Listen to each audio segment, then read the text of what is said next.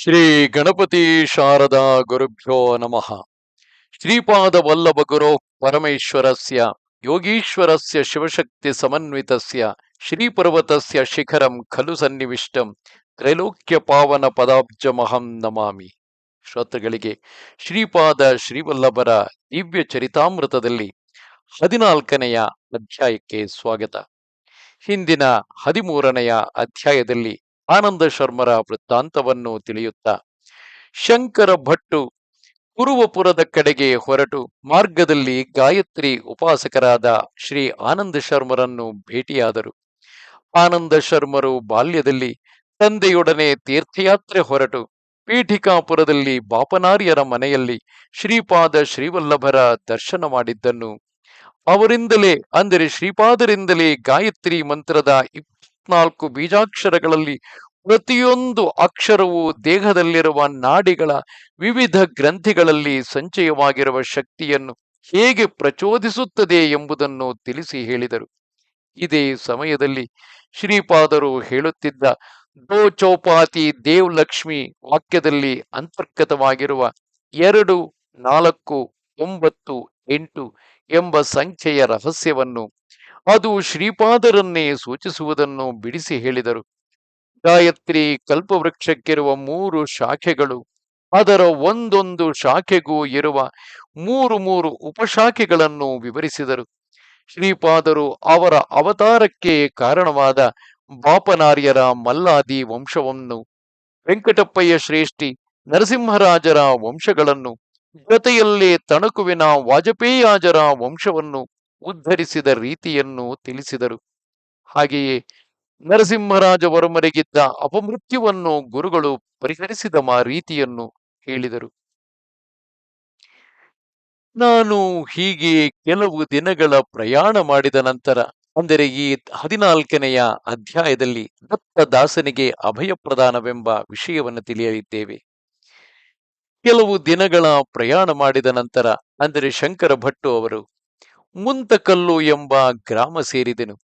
ದಾರಿ ಹೋಕರನ್ನು ವಿಚಾರಿಸಲು ಕೆಲವು ದಿನಗಳು ಪ್ರಯಾಣಿಸಿದರೆ ಕುರುವಗಡ್ಡ ಸೇರುವೆನೆಂದರು.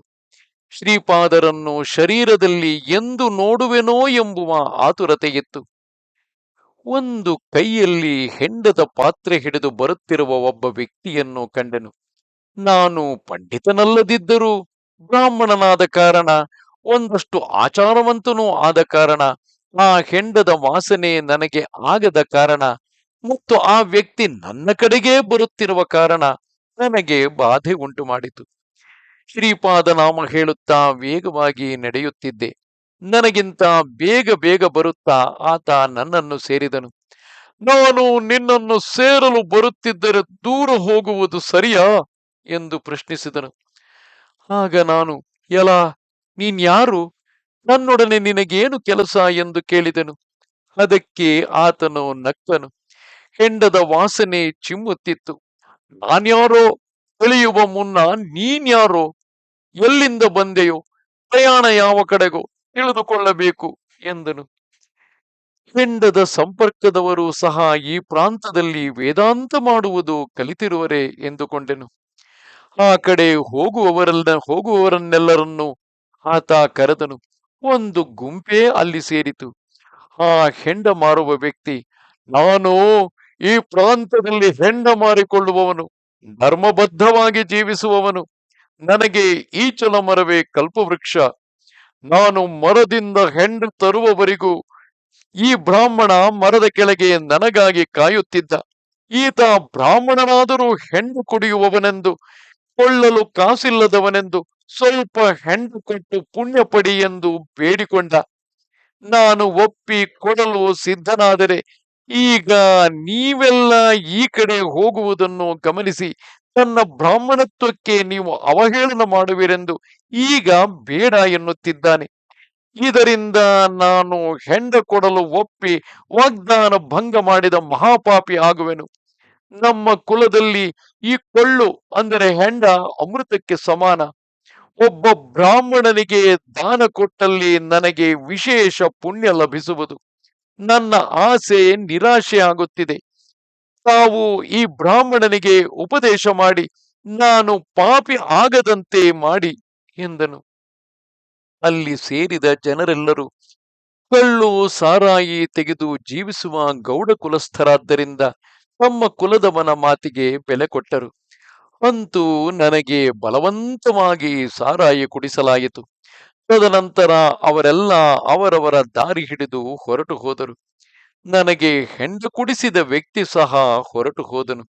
ನಾನು ಮನಸ್ಸಿನಲ್ಲಿ ಉತ್ತಮ ಬ್ರಾಹ್ಮಣ ಕುಲದಲ್ಲಿ ಜನ್ಮಿಸಿ ಅವತಾರ ದೇವ ಶ್ರೀಪಾದ ಶ್ರೀವಲ್ಲಭರ ದರ್ಶನಕ್ಕೆ ಹೊರಟು ಇಷ್ಟು ನೀಚವಾದ ಹೆಂಡ ಸೇವಿಸಿದನು.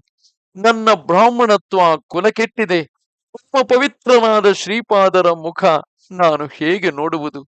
ನನ್ನ ಕರ್ಮ ಹೀಗೆ ಕೆಟ್ಟಿದೆ. ವಿಧಿ ಬಲವಾದದ್ದು. ನನ್ನ ಹಣೆ ಬರಹ ಹೀಗೆ ವಕ್ರವಾಗಿ ಬರೆದಿರಲು ಅದಕ್ಕೆ ವಿರುದ್ಧವಾಗಿ ಹೇಗೆ ನಡೆಯುವುದು ಎಂದು ಕುಗ್ಗಿ ಹೋದೆನು. ನನ್ನ ಹೆಜ್ಜೆ ಹದ ತಪ್ಪುತ್ತಿತ್ತು. ನನ್ನ ಮುಖದಿಂದ ಸಾರಾಯಿ ಗಬ್ಬು ವಾಸನೆ ಹೊರಡುತ್ತಿತ್ತು.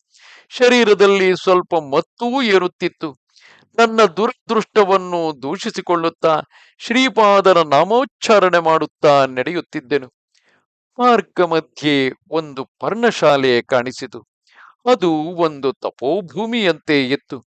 ಅಲ್ಲಿ ಯಾರೋ ಮಹಾತ್ಮರು ಇರುವರೆಂದುಕೊಂಡೆ. ಮಹಾತ್ಮರ ದರ್ಶನಕ್ಕೆ ನಾನು ಅಯೋಗ್ಯನೆಂದು ಭಾವಿಸಿದೆ. ಆ ಪವಿತ್ರ ತಪೋಭೂಮಿಯ ಮೇಲೆ ಹೆಜ್ಜೆಗಿಡಲು ಮನಸ್ಸಾಗಲಿಲ್ಲ. ಮೇಲ್ಪಟ್ಟು ಸಾರಾಯಿ ಸೇವಿಸಿದ ನನಗೆ ಪವಿತ್ರ ಆಶ್ರಮ ಪ್ರದೇಶ ನಿಂದನೀಯವೆನಿಸಿತು. ನನ್ನ ದಾರಿಯಲ್ಲೇ ನಾನು ಹೋಗುತ್ತಿರಲು ಹಿಂದೆ ಯಾರೋ ಚಪ್ಪಾಳೆ ತಟ್ಟಿ, "ಎಲಾ ಶಂಕರ ಭಟ್ಟು, ನಿಲ್ಲು! ನಿನ್ನನ್ನು ಆಶ್ರಮಕ್ಕೆ ಕರೆತರಲು ದತ್ತಾನಂದ ಸ್ವಾಮಿಗಳ ಆಜ್ಞೆಯಾಗಿದೆ" ಎಂದು ಗಟ್ಟಿಯಾಗಿ ಕೂಗಿದನು. ದೈವಲೀಲೆಗೆ ಆಶ್ಚರ್ಯ ಪಡುತ್ತಾ ನಿಂತೆನು. ಆಗ ನನ್ನನ್ನು ಶ್ರೀ ದತ್ತಾನಂದ ಸ್ವಾಮಿಗಳ ಮುಂದೆ ತಂದು ನಿಲ್ಲಿಸಿದರು. ಕರುಣಾ ನೇತ್ರದಿಂದ ಶ್ರೀ ಸ್ವಾಮಿಗಳು ನನ್ನನ್ನು ಬೇಗ ಸ್ನಾನ ಮಾಡಿ ಬರಲು ಆಜ್ಞಾಪಿಸಿದರು. ಸ್ನಾನಾನಂತರ ಮಧುರ ಫಲಗಳನ್ನು ಕೊಟ್ಟರು. ಇಂದ ನಂತರ ನನ್ನನ್ನು ಕರೆದು, "ಮಗು, ದತ್ತಾತ್ರೇಯರ 9ನೇ ಅವತಾರವಾದಂತಹ ಶ್ರೀಪಾದ ಶ್ರೀವಲ್ಲಭರಿಗೆ ನಿನ್ನಲ್ಲಿ ಅದೆಷ್ಟು ಕಾರುಣ್ಯ! ಅವರು ಅವರ ಅಮೃತ ಹಸ್ತಗಳಿಂದ ನಿನಗೆ ಅಮೃತವನ್ನೇ ಕುಡಿಸಿದರು. ಅವರನ್ನು ನೀನು ಸಾರಾಯಿ ತಯಾರಿಕೆಯ ಗೌಡನೆಂದು ನೆನೆಸಿದೆ. ಅವರು ನಿನಗಿತ್ತ ಅಮೃತವನ್ನು ಸಾರಾಯಿಯಂತೆ ಭ್ರಮಿಸಿದೆ. ಎಂತಹ ಆಶ್ಚರ್ಯ" ಎಂದು ನುಡಿದರು. ನನಗೆ ತಲೆ ತಿರುಗಿದ ಹಾಗೆ ಆಯಿತು. ನಾನು ನೋಡುತ್ತಿರುವ ಈ ವಿಶ್ವವೇ ಕ್ರಮವಾಗಿ ಕಣ್ಮರೆಯಾಗುತ್ತಿತ್ತು. ನಂತರ ಅನಂತ ಚೈತನ್ಯ ಶಕ್ತಿ ಮಹಾಸಾಗರದ ತರಂಗಗಳಂತೆ ನನ್ನ ಮೇಲೆ ಎದ್ದು ಬೀಳುವಂತೆ ತೋಚಿತು. ಅನಂತವಾದ ಆ ಶಕ್ತಿಯಿಂದ ಮಹಾಹೀನವಾದ ಮತ್ತು ಅತಿ ಅಲ್ಪವಾದ ನನ್ನ ಅಹಂಕಾರ ರೂಪಿ ಜೀವಾತ್ಮ ಅದೃಶ್ಯವಾಯಿತು. ನಾನು ಎಂಬುದು ಏನೋ ಗೊತ್ತಿಲ್ಲದ, ನಾನು ಎಂಬುದು ಏನೋ ಗೊತ್ತಾಗದ ಒಂದಾನೊಂದು ದಿವ್ಯಾನಂದದಲ್ಲಿ ನಾನು ಮುಳುಗಿ ಹೋದೆ. ನನ್ನಲ್ಲಿ ಅಪರಿಮಿತವಾದ ನಾನು ಎಂಬುದು ನಶಿಸಲು ಈ ಸಮಸ್ತ ಸೃಷ್ಟಿಯು ಕೇವಲ ಒಂದು ಸ್ವಪ್ನದಂತೆ ಕಾಣಿಸಿತು. ಇಷ್ಟರೊಳಗೆ ಶ್ರೀ ಸ್ವಾಮಿ ನನ್ನ ಮೇಲೆ ಮಂತ್ರಜಲವನ್ನು ಪ್ರೋಕ್ಷಿಸಿ ಪವಿತ್ರ ಭಸ್ಮವನ್ನು ನನ್ನ ಹಣೆಗೆ ತಮ್ಮ ದಿವ್ಯ ಹಸ್ತಗಳಿಂದ ಇಟ್ಟರು. ನಾನು ತನ್ಮಯನಾದೆನು. ಕೆಲ ಸಮಯ ನಾನು ದಿವ್ಯಾನಂದವನ್ನು ಅನುಭವಿಸಿದೆನು. ಆ ತನ್ಮಯದಲ್ಲಿ ನಾನು ಸ್ಥೂಲ ತತ್ವದಳು ಸೇರಿ ಹೋದೆನೆಂದು ತಿಳಿದುಕೊಂಡೆನು. ಆಗ ಶ್ರೀ ಸ್ವಾಮಿಗಳು, "ಒಂದಾನೊಂದು ಜನ್ಮದಲ್ಲಿ ನೀನು ಗೌಡನಾಗಿದ್ದೆ. ಹೆಚ್ಚಾಗಿ ಸಾರಾಯಿ ಸೇವಿಸುತ್ತಿದ್ದೆ. ನಿನ್ನ ಅಂತರಾಂತರಗಳಲ್ಲಿ ಸಾರಾಯಿ ಕುಡಿಯಬೇಕೆಂಬುವ ಆಸೆ ಉಳಿದಿತ್ತು. ಶ್ರೀಪಾದರ ಅನುಗ್ರಹವೇ ಇಲ್ಲದಿದ್ದರೆ ಬ್ರಾಹ್ಮಣನಾಗಿದ್ದರೂ ಕೊನೆಗೆ ಸಾರಾಯಿ ಕುಡಿತ ಅಭ್ಯಾಸ ಮಾಡಿಕೊಂಡು ಕೆಳಗಿಳಿಯುತ್ತಿದ್ದೆ. ಶ್ರೀಪಾದರದು ಅಮೃತ ದೃಷ್ಟಿ. ನಿನ್ನ ಜಾತಕದಲ್ಲಿ ಅನೇಕ ಅಪಾಯಗಳು ನಿನಗೆ ಇವೆ. ಶ್ರೀಗಳು ತಮ್ಮ ಅಮೃತ ದೃಷ್ಟಿಯಿಂದ ನಿನಗೆ ತಿಳಿಯದ ಹಾಗೆಯೇ ಅವನ್ನು ಪರಿಹರಿಸುತ್ತಿರುವರು. ಶ್ರೀ ಗುರುಗಳ ಮಹಿಮೆಯನ್ನು ವರ್ಣಿಸುವುದು ಯಾರಿಗೆ ತಾನೇ ಸಾಧ್ಯ? ಅವರ ಮಹಿಮೆಯನ್ನು ವರ್ಣಿಸಲು ವೇದಗಳೇ ಸೋತಿವೆ ಎಂದು ವಿವರಿಸಿದರು. ಆಗ ನಾನು, ಸ್ವಾಮಿ, ಶ್ರೀ ಗುರುವಿನ ಮಹಿಮೆಯನ್ನು ತಿಳಿಯಲಿಚ್ಛಿಸಿದ್ದೇನೆ. ತಿಳಿದುಕೊಂಡಷ್ಟು ಮತ್ತಷ್ಟು ಕೇಳಿ ತಿಳಿದುಕೊಳ್ಳಲು ಉತ್ಸುಕತೆ ಅಧಿಕವಾಗಿದೆ. ಶ್ರೀಗಳು ಆಗಾಗ ಅವರು ಶ್ರೀ ನರಸಿಂಹ ಸರಸ್ವತಿಗಳಾಗಿ ಅವತರಿಸುವೆನೆಂದು ಹೇಳುತ್ತಿದ್ದಾರೆ. ಅವರ ಲೀಲೆಗಳಲ್ಲಿನ ಅಂತರಾರ್ಥ ತಿಳಿಯಲು ಉತ್ಸುಕನಾಗಿರುವೆ ಎಂದೆನು. ಆಗ ಶ್ರೀ ಸ್ವಾಮಿಗಳು, ಮಗು, ವೇದ ಋಷಿಗಳ ತತ್ವಾನ್ವೇಷಣೆಯ ಪ್ರಧಾನ ಉದ್ದೇಶ ಆಧ್ಯಾತ್ಮಿಕವಾದ ಅಂತಃಸತ್ಯ. ಅವರ ನಿಗೂಢ ಶಬ್ದಗಳಲ್ಲಿ ಅತಿ ಮುಖ್ಯವಾದದ್ದು ಋತಂ ಎಂದರೆ ಸತ್ಯ. ಇದೇ ಆತ್ಮಸತ್ಯ, ವಸ್ತು ಸತ್ಯ. ಇದನ್ನು ಅವರು ಕರ್ಮಕಾಂಡಕ್ಕೆ ಅನುಸಾರವಾಗಿ ವ್ಯಾಖ್ಯಾನ ಮಾಡುವಾಗ ಸತ್ಯವೆಂದು, ಯಜ್ಞವೆಂದು, ಜಲವೆಂದು, ಅನ್ನವೆಂದು ವಿಧ ವಿಧವಾಗಿ ನುಡಿಯುವರು. ಅದೇ ಪ್ರಕಾರ ಸರಸ್ವತಿ ಶಬ್ದ ಸಹ ಬಹಳ ವಿಶಿಷ್ಟವಾದದ್ದೇ. ಸರಸ್ವತಿ ನದಿ ಅಂತರ್ವಾಹಿನಿ. ಅದನ್ನು ವರ್ಣಿಸುವಾಗ ಸತ್ಯವಾಕ್ಕನ್ನು ಪ್ರಬೋಧಿಸುವುದಾಗಿಯೂ ಋತ ಪ್ರಬೋಧವನ್ನು ಮಾಡುವುದಾಗಿಯೂ ಭಾವನ ಸಮೃದ್ಧವಾದ ಚೈತನ್ಯವನ್ನು ಪ್ರಬೋಧಿಸುವುದಾಗಿಯೂ ಮಹಾರ್ಣವನ್ನು ತಿಳಿಸುವುದಾಗಿಯೂ ನಮ್ಮ ಚಿತ್ತಗಳನ್ನು ಬೆಳಗಿಸುವುದಾಗಿಯೂ ಹೇಳಲಾಗಿದೆ. ಆದ್ದರಿಂದ ಶ್ರೀ ಗುರುಗಳು ಒಂದಾನೊಂದು ಪ್ರಬೋಧಕ ಶಕ್ತಿ, ಪ್ರಬೋಧೀನ ಪ್ರವಾಹ. ಅವರದ್ದು ಸತ್ಯವಾಣಿ. ನಮ್ಮ ಚಿತ್ತಗಳನ್ನು ಅವರು ತೇಜೋಮಯ ಮಾಡುವರು. ಪರಮ ಸತ್ಯವನ್ನು, ಅಂತರ್ಜ್ಞಾನವನ್ನು ಅವರು ನಮ್ಮಲ್ಲಿ ಬಿತ್ತುವರು. ವೇದದಲ್ಲಿ ಯಜ್ಞ ಎಂಬುದು ಅಂತಃಪ್ರವೃತ್ತಿಗೆ ಬಾಹ್ಯ ಗುರುತು. ಯಜ್ಞಗಳಿಂದ ಮಾನವರು ತಮಗೆ ಸೇರಿದ್ದನ್ನು ದೇವತೆಗಳಿಗೆ ಅರ್ಪಿಸುವರು. ಅದಕ್ಕೆ ಪ್ರತ್ಯುಪಕಾರವಾಗಿ ದೇವತೆಗಳು ಅವರಿಗೆ ಗೋಗಣಗಳನ್ನು, ಅಶ್ವಗಳನ್ನು ಕೊಡುವರು. ಗೋಗಣ ಎಂದರೆ ತೇಜಸ್ಸಿನ ಸಂಪತ್ತು, ಅಶ್ವಗಳೆಂದರೆ ಶಕ್ತಿ ಸಂಪತ್ತು. ಅದೇ ರೀತಿ ಅವರು ನಮಗೆ ತಪಶಕ್ತಿಗಳನ್ನು ಸಹ ಪ್ರಸಾದಿಸುವರು. ವೇದಗಳಲ್ಲಿನ ನಿಗೂಢ ಅರ್ಥ ಯೋಗ್ಯರಾದವರಿಗೆ ತಿಳಿಸಲು ಬಹಳ ರಹಸ್ಯವಾಗಿಡಲಾಗಿದೆ. ಯಜ್ಞ ಕಾರ್ಯಗಳಲ್ಲಿ ಪ್ರಧಾನ ಪದಾರ್ಥ ಘೃತ. ಇದಕ್ಕೆ ವ್ಯಾಖ್ಯಾರ್ಥ ನೋಡಿದರೆ ಬೆಣ್ಣೆ ಕಾಯಿಸಿದ ತುಪ್ಪ. ಆದರೆ ಘೃತ ಶಬ್ದಕ್ಕೆ ದೀಪ್ತಿ ಎಂದು ಇನ್ನೊಂದು ಅರ್ಥವಿದೆ. ವೇದದಲ್ಲಿ ಗೋ ಶಬ್ದಕ್ಕೆ ಬೆಳಕು ಎಂದು ಅರ್ಥವಿದೆ. ಅಶ್ವವು ಶಕ್ತಿಗೂ ಆತ್ಮಬಲಕ್ಕೂ ತಪಶಕ್ತಿಗೂ ಒಂದು ಗುರುತು. ಋಷಿಗಳು ಅವರವರ ಮಂತ್ರಗಳಲ್ಲಿ ಗೋವು ಮುಖ್ಯಸ್ಥವಾದ ಅಶ್ವರೂಪವನ್ನು ವರವಾಗಿ ಬಯಸಿದರು. ಅಂದರೆ ತೇಜಸ್ಸಿನಿಂದ ನಡೆಸಲಾಗುವ ಆಧ್ಯಾತ್ಮಿಕ ಶಕ್ತಿ ಸಮೂಹವನ್ನು ಋಷಿಗಳು ಅಪೇಕ್ಷಿಸುತ್ತಿರುವರು. ಅಂದರೆ ಗೋಕಿರಣಗಳಿಂದ ಅಭಿವೃದ್ಧಿ ಹೊಂದುವ ಅಶ್ವಶಕ್ತಿಗಳೆಂದು ಇದರ ಅರ್ಥ. ಋಷಿಗಳು ಪುತ್ರರನ್ನು, ಸಂತತಿಯನ್ನು ಬಯಸುತ್ತಾ ಅದೆಷ್ಟೋ ಮಂತ್ರೋಚ್ಚಾರಣೆಯಿಂದ ಪ್ರಾರ್ಥಿಸಿದ ಹಾಗೆ ತಿಳಿಯುತ್ತಿದೆ.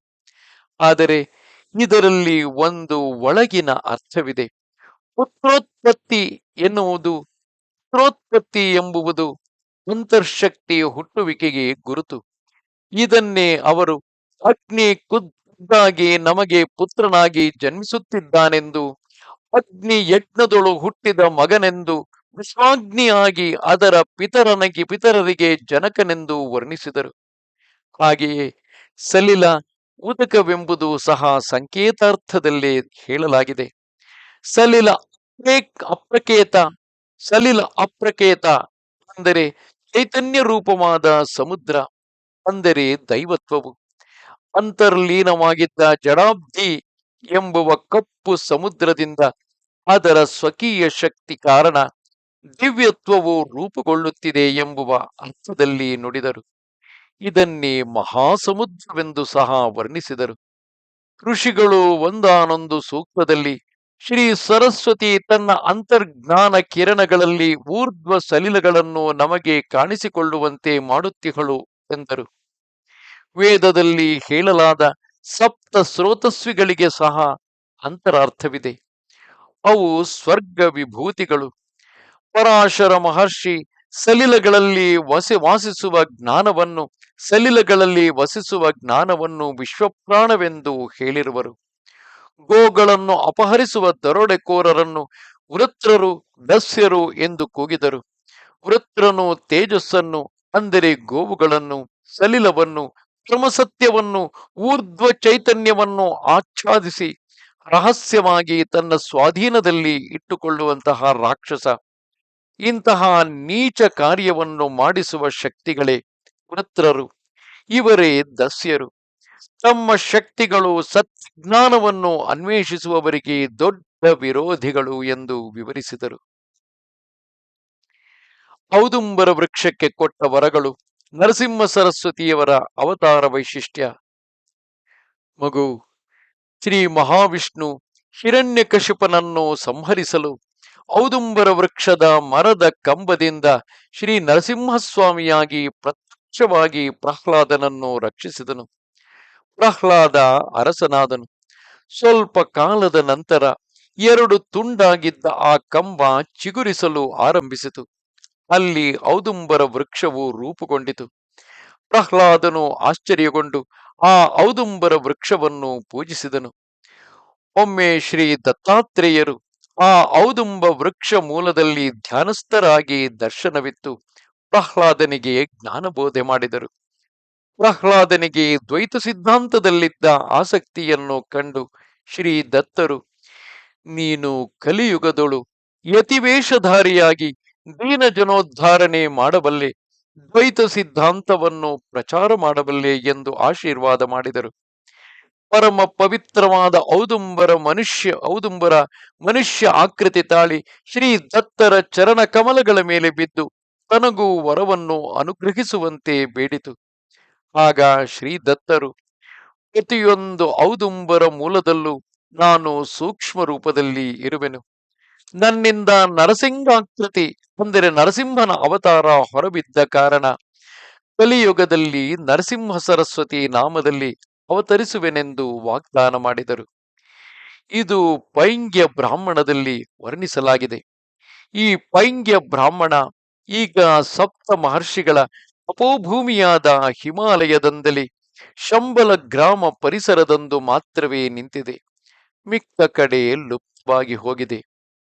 ಇದ್ದೀಯಾ ಇಲ್ಲವೇ ಎಂಬ ಪ್ರಶ್ನೆ ಬಂದಾಗ ಅವರು ಇದ್ದೀನಿ ಎಂದು ತಿಳಿಸಲು ಜಡವಾದ ಸ್ತಂಭದಿಂದ ಹುಟ್ಟಿದ ಆವೇಶಾವತಾರ ಶ್ರೀ ನರಸಿಂಹಸ್ವಾಮಿ. ಅದೇ ರೀತಿಯಲ್ಲಿ ಕಲಿಯುಗದ ಜನರು ಕಲ್ಮಶಚಿತ್ತರಾಗಿ ದೇವರಿದ್ದಾನಾ ಇಲ್ಲವಾ ಎಂಬ ಕುತರ್ಕಗಳು ಮಾಡುತ್ತಾ ಇದ್ದರೆ ಅವರು ಇದ್ದೇನೆಂದು ರುಜು ಮಾಡುವುದೇ ಅಲ್ಲದೆ ಪ್ರಹ್ಲಾದನನ್ನು ರಕ್ಷಿಸಿದ ತರಹ ಭಕ್ತ ಸಂರಕ್ಷಣೆ ಮಾಡಿದೆನೆನ್ನಲು ಸೂಚನಪ್ರಾಯವಾಗಿ ಅವರು ನರಸಿಂಹ ಸರಸ್ವತಿಯಾಗಿ ಅವತರಿಸುವರು. ಆಗ ಶ್ರೀ ಸ್ವಾಮಿಗಳನ್ನು ನಾನು, ಸ್ವಾಮಿ, ತಾವು ಶ್ರೀ ಪೀಠಿಕಾಪುರದಲ್ಲಿ ಶ್ರೀಪಾದರನ್ನು ದರ್ಶಿಸಿದ್ದೀರಾ? ಅವರ ಬಾಲ್ಯ ಲೀಲೆಗಳನ್ನು ಕೇಳಲು ಮನಸ್ಸು ಆತುರತೆಯಿಂದ ಇದೆ ಎಂದು ಬೇಡಿದೆನು. ಶ್ರೀ ಸ್ವಾಮಿಗಳು ಹೀಗೆ ಹೇಳಲಾರಂಭಿಸಿದರು. ಶ್ರೀಪಾದರ ಅದ್ಭುತ ಲೀಲೆಗಳು. ನನಗೆ ಚಿಕ್ಕ ವಯಸ್ಸಿನಿಂದಲೇ ತೊದಲು ಇತ್ತು. ಎಲ್ಲರೂ ನನ್ನನ್ನು ಅವಹೇಳನೆ ಮಾಡುತ್ತಿದ್ದರು. ಇದರ ಜೊತೆಗೆ ನನಗೊಂದು ವಿಚಿತ್ರ ಕಾಯಿಲೆ ಸೇರಿತು. 5ನೇ ವರುಷದಿಂದ ಈ ಕಾಯಿಲೆ ಜಾಸ್ತಿ ಆಯಿತು. 1 ವರುಷ ತುಂಬುವಷ್ಟರೊಳಗೆ 10 ವರುಷ ಕಳೆದ ಭಾವನೆ ಆಗುತ್ತಿತ್ತು. ನನ್ನ 10ನೆಯ ವರುಷ ವಯಸ್ಸಿನಲ್ಲಿ 50 ವರುಷ ದಾಟಿದ ವೃದ್ಧ ಲಕ್ಷಣಗಳು ಕಂಡುಬಂತು. ಶ್ರೀ ಪೀಠಿಕಾಪುರದಲ್ಲಿ ಬಾಪನಾರ್ಯರ ಆಧ್ವರ್ಯದಲ್ಲಿ ಯಜ್ಞವೊಂದು ನಡೆಯುತ್ತಿತ್ತು. ಬ್ರಾಹ್ಮಣರಿಗೆ ಒಳ್ಳೆಯ ಸಂಭಾವನೆ ಕೊಡಲಾಗುತ್ತಿತ್ತು. ವಿದ್ಯೆ ಇರುವವರಿಗೆ ಭೂರಿ ದಕ್ಷಿಣೆ ಕೊಡಲ್ಪಡುತ್ತಿತ್ತು. ಶ್ರೀಪಾದರ ಮಹಿಮಾಜ್ಞಾನ ಉಳ್ಳವರಾದ್ದರಿಂದ ನನ್ನ ತಂದೆ ನನ್ನನ್ನೂ ಸಹ ಯಜ್ಞಕ್ಕೆ ಕರೆದೊಯ್ದರು. ಶ್ರೀಪಾದರ ವಯಸ್ಸು ಆಗಿನ್ನು 6 ತುಂಬಿರಲಿಲ್ಲ. ಯಜ್ಞಾವಸರವಾದ ಘೃತವು ಅರ್ಜಿಸಲಾಗಿತ್ತು. ಆ ಘೃತವೆಲ್ಲವನ್ನು ಒಬ್ಬ ವೃದ್ಧ ಬ್ರಾಹ್ಮಣನ ಅಧೀನದಲ್ಲಿಟ್ಟರು. ಆತ ಲೋಭಿ ಮತ್ತು ದುರಾಚಾರಸ್ಥ. ಘೃತದ 1 ಭಾಗವನ್ನು ನನ್ನ ಮನೆಗೆ ಕಳುಹಿಸಿದನು. ಮಿಕ್ಕ 3 ಭಾಗಗಳು ಮಾತ್ರ ಯಾಗಸ್ಥಳಕ್ಕೆ ಕಳುಹಿಸಲಾಯಿತು. ಯಜ್ಞ ಶುರುವಾಗಲು ಘೃತ ಸರಿ ಹೋಗದೆಂದು ಯಾಜ್ಞಿಕರು ಭಾವಿಸಿದರು. ಕ್ಷಣ ಘೃತ ಶೇಖರಣೆ ಕಷ್ಟ ಸಾಧ್ಯ. ಯಜ್ಞಕ್ಕೆ ಇಂತಹ ಆತಂಕ ಬರುವುದು ಎಲ್ಲರಿಗೂ ಬೇಡದ ವಿಷಯವಾಯಿತು. ಶ್ರೀ ಬಾಪನಾರ್ಯರು ಪ್ರಶಾಂತ ಮುಖದಿಂದ ಶ್ರೀಪಾದರನ್ನು ವೀಕ್ಷಿಸಿದರು. ಶ್ರೀಪಾದರು, ನನ್ನ ಧನವನ್ನು ಅಪಹರಿಸಬೇಕೆಂದು ಕೆಲವರು ಕಳ್ಳರು ರಾಜ್ಯಾಧಿಕಾರ ಪಡೆಯಲು ಯೋಚಿಸುತ್ತಿದ್ದಾರೆ. ನನ್ನ ಹೆಸರಿನಲ್ಲಿ ಈ ಪೀಠಿಕಾಪುರದಲ್ಲಿ ಒಂದು ದೊಡ್ಡ ದರ್ಬಾರು ನಡೆಯಲಿದೆ. ನನ್ನ ಧನವನ್ನು ಅಪಹರಿಸಬೇಕೆಂಬುವರನ್ನು ಒಳಗೆ ಬಿಡುವೆನು. ಧನವನ್ನು ಅಪಹರಿಸಿ ಆಚೆಗೆ ಹೋಗುತ್ತಿರುವ ನಾನು ದ್ವಾರದ ಬಳಿ ನಿಂತು ಮರದ ತುಂಡಿನಿಂದ ಒಂದು ಬಾರಿಸುವೆನು. ಆ ಏಟಿಗೆ ಅವರು ಅಲ್ಲೇ ಸಾಯುವರು. ಇನ್ನು ಕೆಲವರು ನನ್ನ ಧನವನ್ನು ಬಿಟ್ಟು ಓಡಿ ಹೋಗುವರು. ನನ್ನ ಧನವನ್ನು ಅಪಹರಿಸುವವರ ಮನೆಯಲ್ಲಿ ಜ್ಯೇಷ್ಠ ಪತ್ನಿ ಸಮೇತಳಾಗಿ ಶನೈಶ್ಚರನನ್ನು ತಿಷ್ಟ ಹಾಕಲು ಪ್ರಜ್ಞಾಪಿಸುವೆನು ಎಂದು ನುಡಿದರು. ಶ್ರೀಪಾದರ ಮಾತುಗಳು ಯಾರಿಗೂ ಅರ್ಥವಾಗಲಿಲ್ಲ. ಮುಂದೆ ನಡೆಯಲಿರುವ ವಿಷಯಗಳು ನುಡಿಯುತ್ತಿರುವರೆಂದು ನೆನೆದರು. ಇಷ್ಟರಲ್ಲಿ ಶ್ರೀಪಾದರು ಆ ವೃದ್ಧ ಬ್ರಾಹ್ಮಣನನ್ನು ಕರೆದು ತಾಳಪತ್ರದ ಮೇಲೆ, ತಾಯಿ ಗಂಗಮಾತೆ, ಯಜ್ಞ ಮಾಡಲು ಬೇಕಾದ ಘೃತವನ್ನು ಕೊಡಬೇಕು. ನಿನ್ನ ಸಾಲವನ್ನು ನಮ್ಮ ಅಜ್ಜರಾದ ವೆಂಕಟಪ್ಪಯ್ಯ ಶ್ರೇಷ್ಠಿ ತೀರಿಸಬಲ್ಲರು. ಇದು ಶ್ರೀಪಾದ ಶ್ರೀವಲ್ಲಭರ ಆಜ್ಞೆ ಎಂದು ಬರೆಸಿದರು. ಈ ಪತ್ರವನ್ನು ವೆಂಕಟಪ್ಪಯ್ಯ ಶ್ರೇಷ್ಠಿಗೆ ತೋರಿಸಲಾಯಿತು. ಅವರು ಒಪ್ಪಿದರು. ಆ ಪತ್ರವನ್ನು ತೆಗೆದುಕೊಂಡು ಆ ವೃದ್ಧ ಬ್ರಾಹ್ಮಣ ಸೇರಿ 4 ಜನ ಪಾದಗಯ ತೀರ್ಥಕ್ಕೆ ತೆರಳಿದರು. ಆ ಪತ್ರವನ್ನು ಆ ತೀರ್ಥರಾಜಕ್ಕೆ ಸಮರ್ಪಿಸಿದರು. ತಾವು ಕೊಂಡೊಯ್ದ ಪಾತ್ರೆಗಳಲ್ಲಿ ಆ ನೀರನ್ನು ತುಂಬಿದರು. ವೇದ ಮಂತ್ರಗಳೊಂದಿಗೆ ಆ ನೀರನ್ನು ಯಾಗಸ್ಥಳಕ್ಕೆ ತರಲಾಯಿತು. ಎಲ್ಲರೂ ನೋಡುತ್ತಿದ್ದ ಹಾಗೆಯೇ ಆ ನೀರು ಘೃತವಾಗಿ ಮಾರ್ಪಟ್ಟಿತು. ಯಜ್ಞ ಪರಿಸಮಾಪ್ತಿಯಾಯಿತು. ವಾಗ್ದಾನದ ರೀತ್ಯ ಶ್ರೇಷ್ಠಿ ಅದೇ ಪಾತ್ರೆ ತುಂಬ ಘೃತವನ್ನು ಪಾದಗಯ ತೀರ್ಥಕ್ಕೆ ಸಮರ್ಪಿಸಿದರು. ಘೃತ ಗಂಗೆಗೆ ಹಾಕುತ್ತಿರಲು ಅದು ಪುನಃ ನೀರಾಗಿ ಬದಲಾಯಿಸಿತು. ನಮ್ಮ ತಂದೆಯವರು ನನ್ನ ದುಸ್ಥಿತಿಯನ್ನು ಶ್ರೀಪಾದರಿಗೆ ತಿಳಿಸಲು ಅವರು, ಸ್ವಲ್ಪ ತಾಳಿ, ನಿಮ್ಮ ಮಗುವಿನ ಕಾಯಿಲೆ ವಾಸಿ ಮಾಡುವೆ, ತೊದಲನ್ನೂ ಸಹ ನಿರ್ಮೂಲನೆ ಮಾಡುವೆ. ಒಂದು ಗ್ರಹ ದಹನವಾಗಬೇಕಾಗಿದೆ, ಅದರ ಮುಹೂರ್ತ ನಿರ್ಣಯಿಸಬೇಕು ಎಂದರು. ಅವರ ನಿರ್ಧಾರಗಳು ಊಹಾತೀತ. ಇಷ್ಟರಲ್ಲಿ ಆ ವೃದ್ಧ ಬ್ರಾಹ್ಮಣ ಬಂದನು. ಘೃತ ಅಪಹರಿಸಿದ್ದಕ್ಕೆ ಏನಾದರೂ ಕೆಟ್ಟದ್ದು ಆಗುವುದಾ ಎಂದು ಒಳಗೊಳಗೆ ಚಿಂತಿಸುತ್ತಿದ್ದನು. ಅವರು ಘೃತವನ್ನು ಅಪಹರಿಸಿದ ವಿಷಯ ಶ್ರೀಪಾದರಿಗೆ ಹೇಳಿಕೊಂಡರೆ ಒಳ್ಳೆಯದು ಎಂದು ಒಮ್ಮೆ ಯೋಚಿಸುತ್ತಿದ್ದನು. ಏನಾದರೂ ಶ್ರೀಪಾದರ ದರ್ಶನದಿಂದ ಒಳ್ಳೆಯದೇ ಆಗುವುದೆಂದು ದೃಢ ನಿಶ್ಚಯಕ್ಕೆ ಬಂದನು. ಆಗ ಅವರಿಬ್ಬರ ನಡುವೆ ರಸವತ್ತರವಾದ ಚರ್ಚೆ ನಡೆಯಿತು. ಶ್ರೀಪಾದರು ಹೇಳಿದರು, ತಾತ, ನೀನು ಮುಹೂರ್ತಗಳು ಕಾಯಂ ಮಾಡುವುದರಲ್ಲಿ ಎತ್ತಿದ ಕೈಯಲ್ಲವೇ? ಒಂದು ಗ್ರಹ ಪರಶುರಾಮ ಪ್ರೀತಿ ಆಗಬೇಕಾಗಿದೆ. ಅಂದರೆ ಆ ಗ್ರಹ ಸುಡಲು ಮುಹೂರ್ತ ನಿರ್ಣಯಿಸಬೇಕೆಂದರು. ಆಗ ಆ ವೃದ್ಧ ಬ್ರಾಹ್ಮಣ, ಗೃಹ ನಿರ್ಮಾಣಕ್ಕೆ ಶಂಕುಸ್ಥಾಪನೆಗೆ ಮುಹೂರ್ತಗಳಿರುವವು, ಆದರೆ ಗೃಹ ದಹನ ಮುಹೂರ್ತ ಇರುವುದಿಲ್ಲ. ಆಗ ಶ್ರೀಪಾದರು ಹೇಳಿದರು, ಕಳ್ಳತನ ಮಾಡಲು, ಗೃಹ ದಹನ ಮಾಡಲು ಮುಹೂರ್ತಗಳು ಹೇಗೆ ಇರಲಾರವು? ಆಗ ವೃದ್ಧ ಬ್ರಾಹ್ಮಣ ಹೇಳಿದ, ಅಂತಹ ಮುಹೂರ್ತಗಳಿದ್ದ ಹಾಗೆ ನಾನು ಕೇಳಿಲ್ಲ. ಒಂದು ವೇಳೆ ಅಂತಹವು ಯಾವುದಾದರೂ ವರ್ಜ್ಯ ಅಥವಾ ದುರ್ಮುಹೂರ್ತದಂತಹ ವರ್ಜಿತ ಸಮಯಗಳಲ್ಲಿ ನಡೆಯುವವೋ ತಿಳಿಯದು. ಆಗ ಶ್ರೀಪಾದರು ಹೇಳಿದರು, ಹಾಗಾದರೆ ಈಗ ಅಂತಹ ವರ್ಜಿತ ಸಮಯ ನಡೆಯುತ್ತಿದೆಯಾ? ಆಗ ವೃದ್ಧ ಬ್ರಾಹ್ಮಣ ಹೇಳಿದ, ಆ ಈಗ ಖಚಿತವಾಗಿಯೂ ಅಂತಹ ವರ್ಜಿತ ಸಮಯವೇ ನಡೆಯುತ್ತಿದೆ. ಆಗ ಶ್ರೀಪಾದರು ಹೇಳಿದರು, ತಾತ, ಎಂತಹ ಒಳ್ಳೆ ಸುದ್ದಿ ತಿಳಿಸಿದೆ. ಪರಮ ಪವಿತ್ರವಾದ ಯಜ್ಞಕ್ಕೋಸ್ಕರ ಶೇಖರಿಸಿದ್ದ ಘೃತವನ್ನು ಒಬ್ಬ ಧೂರ್ತ ಅಪಹರಿಸಿದ್ದಾನೆ. ಅಗ್ನಿದೇವರಿಗೆ ಹಸಿವು ತೀರಲಿಲ್ಲ. ಧರ್ಮಬದ್ಧವಾಗಿ ತನಗೆ ಸೇರಬೇಕಿದ್ದ ಘೃತದ ಜೊತೆಗೆ ಆ ಮನೆಯನ್ನೂ ಸಹ ಸುಟ್ಟು ತನ್ನ ಹಸಿವು ತೀರಿಸಿಕೊಳ್ಳುತ್ತಿದ್ದಾನೆ. ಆನಂದವಾಗಿ ಕುಪ್ಪಳಿಸುತ್ತಾ ಶ್ರೀಪಾದರ ಈ ಮಾತುಗಳನ್ನು ಕೇಳಿದೊಡನೆ ಬ್ರಾಹ್ಮಣನ ಮುಖ ಬಿಳಿಚಿತು.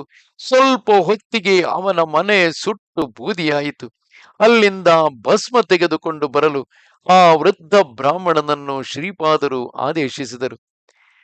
ಶ್ರೀಪಾದರು ಅನುಗ್ರಹಿಸಿ ವರ ಕೊಡುವುದರಲ್ಲೂ ಆಗ್ರಹಿಸಿ ನಷ್ಟ ತರುವುದರಲ್ಲೂ ಸಮರ್ಥರು ಎಂದು ಸಂಪೂರ್ಣವಾಗಿ ತಿಳಿದುಕೊಂಡ ಆ ವೃದ್ಧ ಬ್ರಾಹ್ಮಣನು ವಿನಯದೊಳು ಭಸ್ಮವನ್ನು ತಂದನು. ಆ ಭಸ್ಮವನ್ನು ನೀರಿದ್ದ ಪಾತ್ರೆಯಲ್ಲಿ ಹಾಕಿ ನನ್ನನ್ನು ಕುಡಿಯಲು ಶ್ರೀಪಾದರು ಆಜ್ಞಾಪಿಸಿದರು. ಈ ಪ್ರಕಾರ 3 ದಿನ ಮಾಡಲು ಹೇಳಿದರು. ನಾವು ಶ್ರೀ ಬಾಪನಾರಿಯರ ಮನೆಯಲ್ಲಿ ಅತಿಥಿಗಳಾಗಿ ಇದ್ದೆವು. ನನ್ನ ತೊದಲು ಸೇರಿ ನನಗಿದ್ದ ವಿಚಿತ್ರ ವ್ಯಾಧಿ ಸಹ ಮಾಯವಾಯಿತು. ನಾನು ಆರೋಗ್ಯವಂತನಾದೆನು. ಶ್ರೀಪಾದರು ತಮ್ಮ ವರದ ಹಸ್ತವನ್ನು ನನ್ನ ತಲೆಯ ಮೇಲಿಟ್ಟು ಶಕ್ತಿಪಾತ ಮಾಡಿ ನನ್ನನ್ನು ಧನ್ಯನನ್ನಾಗಿ ಮಾಡಿ, ಇಂದಿನಿಂದ ನೀನು ದತ್ತಾನಂದ ಹೆಸರಿನಲ್ಲಿ ಪ್ರಸಿದ್ಧನಾಗುವೆ.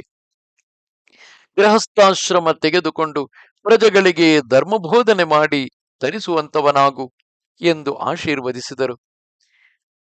ನಂತರ ಶ್ರೀಪಾದರು, ಎಲೈ ನೀನು ಈ ವೃದ್ಧ ಬ್ರಾಹ್ಮಣನು ನೀನು ಈ ವೃದ್ಧ ಬ್ರಾಹ್ಮಣನು ಹಿಂದಿನ ಜನ್ಮದಲ್ಲಿ ಸೇರಿ ವ್ಯಾಪಾರ ಮಾಡುತ್ತಿದ್ದಿರಿ.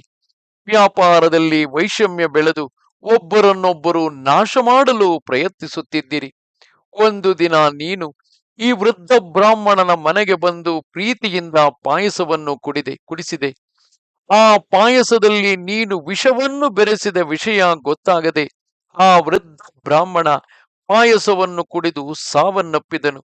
ನಿನಗೆ ಗೊತ್ತಾಗದೆ ಆ ವೃದ್ಧ ಬ್ರಾಹ್ಮಣನು ಅದೇ ಸಮಯ ಕೆಲವರು ಕೂಲಿಗಳನ್ನಿಟ್ಟು ನಿನ್ನ ಗೃಹಕ್ಕೆ ಬೆಂಕಿ ಹಚ್ಚಿಸಿದ್ದನು. ನಿನ್ನ ಮನೆ ಸುಟ್ಟು ಭಸ್ಮವಾಯಿತು. ಮನೆಯೊಳಗಿನ ನಿನ್ನ ಪತ್ನಿ ಸಹ ಸಜೀವ ದಹನ ಹೊಂದಿದ್ದಾಳೆ. ಹಿಂತಿರುಗಿ ಮನೆಗೆ ಬಂದ ನೀನು ಸರ್ವವನ್ನೂ ಕಳೆದುಕೊಂಡ ಕಾರಣ ಎದೆಯ ನೋವಿನಿಂದಾಗಿ ಮರಣಿಸಿದೆ. ನೀನು ಹಿಂದೆ ವಿಷ ಪ್ರಯೋಗಿಸಿದ ಕಾರಣ ಈ ಜನ್ಮದಲ್ಲಿ ವಿಚಿತ್ರ ವ್ಯಾಧಿಗೆ ಗುರಿಯಾಗಿದ್ದೀಯ.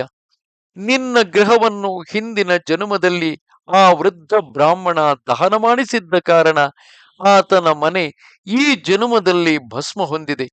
ನಿಮ್ಮಿಬ್ಬರನ್ನು ಕರ್ಮ ಬಂಧಗಳಿಂದ ನನ್ನ ಈ ಲೀಲೆಯ ಮೂಲಕ ವಿಮುಕ್ತರನ್ನಾಗಿ ಮಾಡಿದ್ದೇನೆ ಎಂದು ನುಡಿದರು. ಶ್ರೀಪಾದರ ಅನುಗ್ರಹವನ್ನೋದಿ ನಾನು ಮನೆಗೆ ಬಂದೆನು. ವೇದಶಾಸ್ತ್ರಗಳಲ್ಲಿ ಪಂಡಿತನಾದೆನು. ಶ್ರೀ ನರಸಿಂಹವರ್ಮರು ಆ ವೃದ್ಧ ಬ್ರಾಹ್ಮಣನಿಗೆ ಒಂದು ಹೊಸ ಮನೆ ಕಟ್ಟಿಸಿಕೊಟ್ಟರು. ಶ್ರೀಪಾದರ ಕೃಪೆ ನಮ್ಮ ಇಬ್ಬರ ಕರ್ಮಬಂಧಗಳು ಕಳೆದ ಕಾರಣ ಅನಂತ ಕಾಲ ನಮಗೆ ಒಳ್ಳೆಯದೇ ನಡೆಯುತ್ತಿತ್ತು. ಅವರ ಲೀಲೆ ದಿವ್ಯ ಮತ್ತು ಭವ್ಯ. ವೃದ್ಧ ಬ್ರಾಹ್ಮಣನಿಗೆ ನೂತನ ಗ್ರಹ ಲಭಿಸಿತು. ನನ್ನ ವ್ಯಾಧಿ ನಶಿಸಿ ತೊದಲು ಹೋಗುವುದೇ ಅಲ್ಲ, ಪಂಡಿತನೂ ಆದೆನು. ಸಾಕ್ಷಾತ್ ಶ್ರೀ ಕೃಷ್ಣ ಪರಮಾತ್ಮನ ಆಧ್ವರ್ಯದಲ್ಲಿ ನಡೆದ ಕುರುಕ್ಷೇತ್ರ ಸಂಗ್ರಾಮ ಯಜ್ಞದಂತೆ ಆಯಿತು. ಶ್ರೀ ಕೃಷ್ಣ ಪರಮಾತ್ಮನ ಆಧ್ವರ್ಯದಲ್ಲಿ ನಡೆದ ಶ್ರೀ ಕುರುಕ್ಷೇತ್ರ ಸಂಗ್ರಾಮ ಯಜ್ಞದಂತೆ ಆಯಿತು. ಶಿವನಿಲ್ಲದೆ ನಡೆದ ಯಜ್ಞ ರಣರಂಗ ಭೂಮಿಯಾಯಿತು. ಇದರ ಧರ್ಮ ಸೂಕ್ಷ್ಮ ತಿಳಿಯುವುದು ಉಚಿತ. ಮಗು ಶಂಕರ ಭಟ್ಟು ಎಲ್ಲ ದೇವತೆಯರು ತೇಜಸ್ಸಂಭೂತರು. ಅದಿತಿ ಅನಂತ ರೂಪಿಣಿ, ಆಕೆಯ ಸಂತಾನವೇ ದೇವತೆಗಳು. ಮಾನವನ ಅಭಿವೃದ್ಧಿ ಮತ್ತು ಬೆಳವಣಿಗೆಗೆ ಆ ಮಾತೆಯೇ ಕಾರಣ. ದೇವತೆಗಳು ಮಾನವನಿಗೆ ತೇಜಸ್ಸು ನೀಡುವವರು. ಅವನ ಆತ್ಮಕ್ಕೆ ದಿವ್ಯ ಚೈತನ್ಯ ಸಂಪತ್ತು ಸುರಿಸುವರು. ಅವರು ಸತ್ಯ ಉದ್ಧಾರಕರು, ದಿವ್ಯ ಲೋಕ ನಿರ್ಮಾಪಕರು. ಮಾನವರ ಸಂಪೂರ್ಣ ಮೋಕ್ಷಕ್ಕೆ ಹೊಂದಾಣಿಕೆ ಮತ್ತು ಆನಂದಕ್ಕೆ ಅಡ್ಡಿ ಬರುವ ದುಷ್ಟ ಶಕ್ತಿಗಳನ್ನು ಒತ್ತಿ ಹಿಡಿಯುವರು.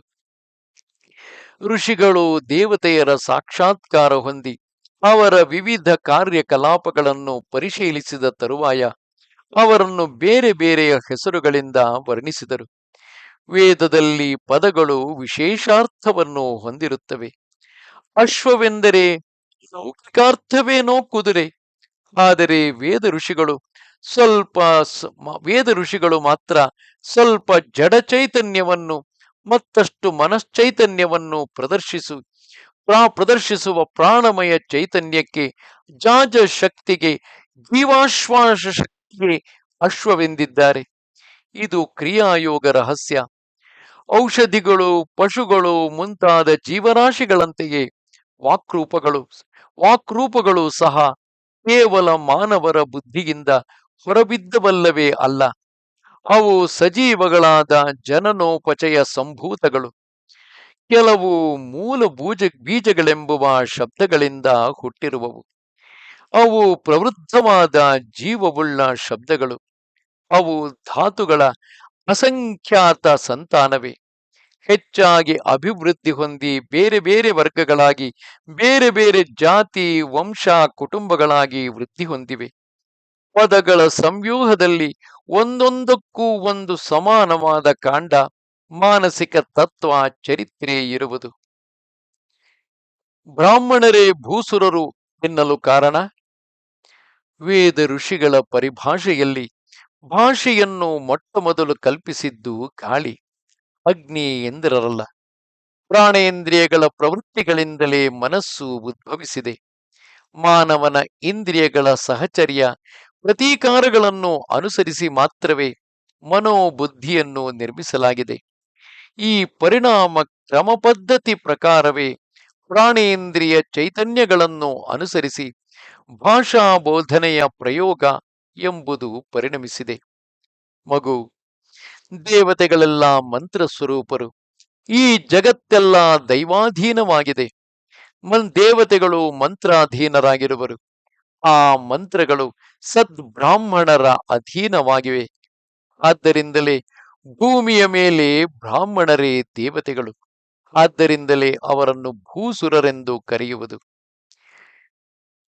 ಶಬ್ದಗಳು ಅವುಗಳ ಹುಟ್ಟುವಿಕೆಯಲ್ಲಿ ಸಾಮಾನ್ಯವಾಗಿ ಪಂಚೇಂದ್ರಿಯಗಳಿಂದ ತಿಳಿಯಲಾರದ ಬೆಳಕು, ಚಲನೆ, ಸ್ಪರ್ಶ, ಶೀತೋಷ್ಣ, ವ್ಯಾಪಕ, ಬಲಪ್ರಯೋಗ, ವೇಗ ಮುಂತಾದ ಅತಿ ಚಿಕ್ಕ ಪರಿಮಿತಿಯುಳ್ಳ ಪ್ರಾಥಮಿಕ ಭಾವನೆಗಳನ್ನು ತಿಳಿಸುವುದಕ್ಕೆ ಮಾನವರಿಗೆ ಉಪಯೋಗಿಸಲಾಗುವುದು.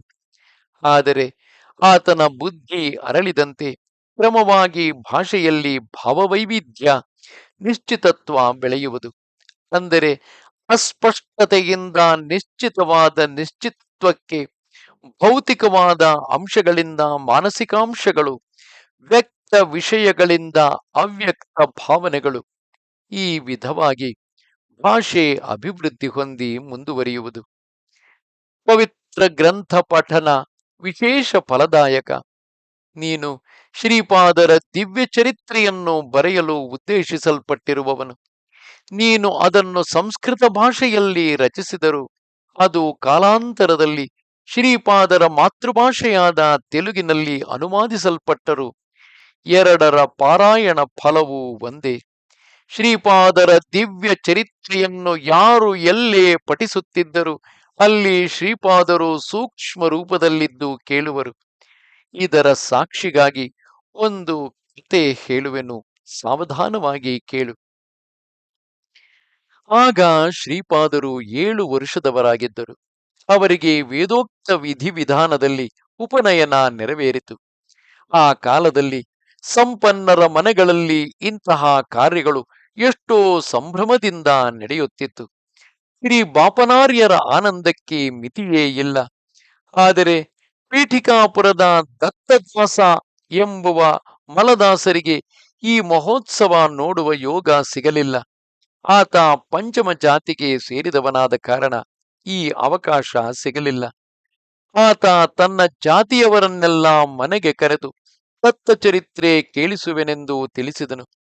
ಎಲ್ಲರೂ ಆಸಕ್ತಿಯಿಂದ ಅವನ ಮನೆಗೆ ಬಂದರು. ದತ್ತದಾಸ ಆ ದತ್ತ ಚರಿತ್ರೆಯನ್ನು ಹೀಗೆ ಹೇಳಿದರು. ಕಳೆದ ಯುಗಗಳಲ್ಲಿ ಅನಸೂಯ ಮಾತೆಗೂ ಅತ್ರಿ ಮಹರ್ಷಿಗೂ ಕುಮಾರನಾಗಿ ಅವತರಿಸಿದ್ದ ಆ ಪರಂಜ್ಯೋತಿಯೇ ಈ ಕಲಿಯುಗದಲ್ಲಿ ಶ್ರೀಪಾದ ಶ್ರೀವಲ್ಲಭರಾಗಿ ನಮ್ಮ ಪೀಠಾಪುರದಲ್ಲಿ ಅವತರಿಸಿದ್ದಾರೆ. ಆ ಮಹಾಪ್ರಭುವಿಗೆ ಇಂದು ಉಪನಯನ ನಡೆಯಿತು. ಆ ಶುಭ ಕಾರ್ಯದ ನಂತರ ನಮ್ಮ ಪ್ರಭು ಪ್ರಕಾಶಿಸುತ್ತಿದ್ದರು. ದೀನ ಜನೋದ್ಧಾರಕರಾದ ಆ ಪ್ರಭುವಿಗೆ ನಿತ್ಯ ಶ್ರೀರಸ್ತು ಮಂಗಳವಾಗಲಿ. ಇದಕ್ಕೆ ಮೀರಿ ಶ್ರೀ ಗುರುವಿನ ಬಗ್ಗೆ ಹೇಳುವ ಪಾಂಡಿತ್ಯ ಅವನಲ್ಲಿ ಇರಲಿಲ್ಲ. ಆತ ಇದೇ ಕಥೆಯನ್ನು ಅನೇಕ ಬಾರಿ ಹೇಳುತ್ತಿದ್ದನು. ಕೇಳುವವರು ಸಹ ತನ್ಮಯರಾಗಿ ಕೇಳುತ್ತಿದ್ದರು. ಹೀಗೆ 53 ಸಲ ಆಯಿತು. 53 ಸಲ ಆಯಿತು. ದತ್ತದಾಸನ ಮೇಲೆ ಶ್ರೀಪಾದರ ಅಮೃತ ದೃಷ್ಟಿ ಬಿದ್ದಿತು. ಉಪನಯನ ಕಾರ್ಯಗಳ ನಂತರ ಸೇರಿದ್ದ ಬ್ರಾಹ್ಮಣೋತ್ತಮರೊಡನೆ ಶ್ರೀಪಾದರು ಕೂಡಲೇ ಮೂಲದಾಸನ ಮನೆಗೆ ಹೋಗಬೇಕೆಂದರು. ಶ್ರೀ ಬಾಪನಾರ್ಯರು ಕಾರಣ ಕೇಳಲು ಆಗ ಶ್ರೀಗಳು, ಶುದ್ಧ ಅಂತಃಕರಣವುಳ್ಳವನೇ ದತ್ತದಾಸ ನನ್ನ ಚರಿತ್ರೆ ಕೇಳಿಸುತ್ತಿದ್ದಾನೆ. ಆತ ಒಮ್ಮೆ ಹೇಳಿದ್ದು ಒಂದು ಅಧ್ಯಾಯವಾಗಿ ತೆಗೆದುಕೊಂಡು ಚರಿತ್ರೆಯ 53 ಅಧ್ಯಾಯಗಳು ಅಂದರೆ ಗ್ರಂಥ ಪೂರ್ತಿ ಅದಾಗಿಯೇ ತಿಳಿಯಬೇಕು. ನನ್ನ ಚರಿತ್ರೆಯ 53 ಅಧ್ಯಾಯಗಳು ಶ್ರದ್ಧೆಯಿಂದ ಪೂರ್ತಿ ಮಾಡಿದವರಿಗೆ ಕೊಡಬೇಕಿರುವ ಸದ್ಯ ಫಲಿತ ಕೂಡಲೇ ಈತನಿಗೆ ಕೊಡಿ ಎಂದರು. ಶ್ರೀಪಾದರ ಭಕ್ತಿ ವಾತ್ಸಲ್ಯಕ್ಕೆ ಜಾತಿ ಕುಲಗಳಿಲ್ಲ. ಶ್ರೀಪಾದರು ದತ್ತದಾಸನ ಮನೆಗೆ ಹೋಗಲು ಬ್ರಾಹ್ಮಣ್ಯ ಒಪ್ಪಿಗೆ ಕೊಡಲಿಲ್ಲ. ಆಗ ಕೋಪಾವೇಶದಿಂದ ಶ್ರೀಪಾದರು ನುಡಿದರು, ತಾವೆಲ್ಲ ಯಾರನ್ನಾದರೆ ತುಚ್ಛಮರೆಂದು ನೀಚ ಜಾತಿಯವರೆಂದು ಕ್ರೂರವಾಗಿ ತಿಳಿದು ಹಿಡಿದಿರುವೆರೋ ಅವರಲ್ಲೇ ನನ್ನ ಕಟಾಕ್ಷ ಅಧಿಕವಾಗಿದ್ದು ಮುಂಬರುವ ಶತಮಾನದಲ್ಲಿ ಅವರು ಉನ್ನತ ಸ್ಥಿತಿಯಲ್ಲಿ ಇರುವರು. ಮುಂಬರುವ ಶತಮಾನದಲ್ಲಿ ನಿಮ್ಮ ಬ್ರಾಹ್ಮಣ್ಯದ ಅಧಿಕಾಂಶ ಸೇವಕರ ವೃತ್ತಿಯನ್ನು ಹಿಡಿದು ಧರ್ಮ ಭ್ರಷ್ಟ ಕರ್ಮ ಭ್ರಷ್ಟರಾಗುವರು. ನನ್ನ ನುಡಿಗಳು ಶಿಲಾಶಾಸನಗಳಂತಹವು. ಅವುಗಳಲ್ಲಿ ಒಂದು ಅಕ್ಷರವಾದರೂ ಬದಲಾಯಿಸಲು ಆಗದು. ಹಾಗೆಯೇ ನಿಮ್ಮ ಬ್ರಾಹ್ಮಣ್ಯದಲ್ಲಿನ ಧರ್ಮಬದ್ಧ ಮತ್ತು ದೇಶಭಕ್ತರನ್ನು ನಾನು ಕಣ್ಣು ರೆಪ್ಪೆಯಂತೆ ಕಾಪಾಡುವೆನು. ಶ್ರೀಪಾದರ ಕ್ರೋಧಾವೇಶವನ್ನು ಅವರ ಮಾತಾಪಿತರು ಶಾಂತಿಗೊಳಿಸಲು ಯತ್ನಿಸಿದರು. ಸ್ವಲ್ಪ ಸಮಯದ ನಂತರ ಶ್ರೀಪಾದರು ಶಾಂತಿ ತಾಳಿ ಮೌನವನ್ನು ಪಾಲಿಸಿದರು. ಸರಿಯಾಗಿ ಅದೇ ಸಮಯಕ್ಕೆ ದತ್ತದಾಸನ ಮನೆಯಲ್ಲಿ ಶ್ರೀಪಾದ ಶ್ರೀವಲ್ಲಭರು ತಮ್ಮ ದಿವ್ಯ ಮಂಗಳ ಸ್ವರೂಪದಳು ದರ್ಶನವಿತ್ತರು. ಅವರುಗಳು ಪ್ರೇಮದಿಂದ ಅರ್ಪಿಸಿದ ಮಧುರ ಹಣ್ಣುಗಳನ್ನು ಸ್ವೀಕರಿಸಿದರು. ಅವರು ಕೊಟ್ಟ ಹಾಲನ್ನು ಎಷ್ಟು ಪ್ರೇಮದಿಂದ ಕುಡಿದರು. ಶ್ರೀಗಳು ತಮ್ಮ ದಿವ್ಯ ಹಸ್ತದಿಂದ ಅವರಿಗೆಲ್ಲ ಸಿಹಿಯನ್ನು ಹಂಚಿದರು. ದತ್ತದಾಸನ ಮನೆಯಲ್ಲಿ ಅಂದು ಸೇರಿದ್ದ ಪ್ರತಿಯೊಬ್ಬರನ್ನು ಶ್ರೀಪಾದ ಶ್ರೀವಲ್ಲಭರು ಆಶೀರ್ವದಿಸಿದರು. ಮಗು ಶಂಕರ ಭಟ್ಟು, ನೋಡಿದೆಯಾ ಶ್ರೀಪಾದರ ದಿವ್ಯ ಪ್ರೇಮ? ಅವರು ಭಾವನಾ ಮಾತ್ರ ಸಂತುಷ್ಟರು. ಅವರಿಗೆ ಕುಲಗೋತ್ರಾದಿಗಳಿಂದಾಗಲಿ ಮಿಕ್ಕ ಭೌತಿಕ ವಿಷಯಗಳಿಂದ ಜೋಡಣೆವೇ ಆಗಲಿ ಇರುವುದಿಲ್ಲ. ಶ್ರೀ ದತ್ತ ಪ್ರಸಾದವನ್ನು ಅಂತ್ಯಕುಲದವನು ಸಮರ್ಪಿಸಿದರು ಭಕ್ತಿಯಿಂದ ಪಡೆಯಬೇಕು. ಅಲಕ್ಷ್ಯ ಮಾಡಿದ್ದಲ್ಲಿ ಕಷ್ಟ ನಷ್ಟಗಳಿಗೆ ಗುರಿಯಾಗುವರು. ಶ್ರೀಪಾದರು ಭಕ್ತರಿಗೆ ತಿಳಿಸಿದ 12 ಅಂದರೆ 12 ಅಭಯ ವಾಕ್ಯಗಳು. ಶ್ರೀಪಾದರು ದತ್ತದಾಸನ ಮನೆಯಲ್ಲಿ ಒಂದು ನುಡಿದ ವಚನಗಳನ್ನು ಅಂದರೆ 12 ಅಭಯ ವಚನಗಳನ್ನು ಶ್ರದ್ಧೆಯಿಂದ ಕೇಳು ಎಂದು ಶಂಕರ ಭಟ್ಟರಿಗೆ ತಿಳಿಸುತ್ತಿರುವರು. ನನ್ನ ಚರಿತ್ರೆ ಪಾರಾಯಣೆ ಮಾಡುತ್ತಿರುವ ಪ್ರತಿ ಸ್ಥಳದಲ್ಲೂ ನಾನು ಸೂಕ್ಷ್ಮ ರೂಪದಲ್ಲಿ ಇರುವೆನು. ಮನೋವಾಕ್ಕು ಕರ್ಮದಿಂದ ನನಗೆ ಅಂಕಿತವಾದವನನ್ನು ನಾನು ಕಣ್ಣು ರೆಪ್ಪೆಯಂತೆ ಕಾಪಾಡುವೆನು. ಶ್ರೀ ಪೀಠಿಕಾಪುರದಲ್ಲಿ ನಾನು ನಿತ್ಯವೂ ಮಧ್ಯಾಹ್ನ ಸಮಯ ಭಿಕ್ಷೆ ಸ್ವೀಕರಿಸುವೆನು. ನನ್ನ ಬರುವಿಕೆ ಒಂದು ದೈವ ರಹಸ್ಯ. ಸದಾ ನನ್ನನ್ನು ಧ್ಯಾನಿಸುವವರ ಕರ್ಮಗಳನ್ನು ನಾವು ಅದೆಷ್ಟು ಜನ್ಮಗಳಿಂದ ಇದ್ದವಾದರೂ ಅಂದರೆ ನನ್ನನ್ನು ಧ್ಯಾನಿಸುವವರ ಕರ್ಮಗಳನ್ನು ಅವು ಅದೆಷ್ಟು ಜನ್ಮಗಳಿಂದ ಇದ್ದವಾದರೂ ಅವುಗಳನ್ನೆಲ್ಲ ಭಸ್ಮ ಮಾಡುವೆನು. ಅನ್ನ ಬೇಕೋ ರಾಮಚಂದ್ರ ಎಂದು ವ್ಯಥೆ ಪಡುತ್ತಿರುವವರಿಗೆ ಅನ್ನ ಕೊಟ್ಟರೆ ನಾನು ಪ್ರಸನ್ನನಾಗುವೆನು. ನಾನು ಶ್ರೀಪಾದ ವಲ್ಲಭನು. ನನ್ನ ಭಕ್ತರ ಮನೆಯಲ್ಲಿ ಮಹಾಲಕ್ಷ್ಮಿ ಸಂಪೂರ್ಣ ಕಳೆಯಿಂದ ನಲಿಯುವಳು. ನೀನು ಶುದ್ಧ ಅಂತಃಕರಣನಾದರೆ ನನ್ನ ಕಟಾಕ್ಷ ಸದಾ ನಿನ್ನ ಮೇಲೆ ಇರುವುದು. ನೀನು ಯಾವ ದೇವತಾ ಸ್ವರೂಪವನ್ನು ಆರಾಧಿಸಿದರೂ, ಯಾವ ಸದ್ಗುರುವನ್ನು ನಂಬಿದರೂ ನನಗೆ ಅಂಗೀಕಾರವೇ.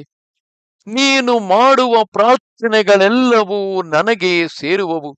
ನೀನು ಆರಾಧಿಸುವ ದೇವತಾ ಸ್ವರೂಪದಿಂದಲೂ ನಿನ್ನ ಸದ್ಗುರು ಮೂಲಕವೂ ನನ್ನ ಅನುಗ್ರಹ ನಿನಗೆ ತಲುಪುವುದು.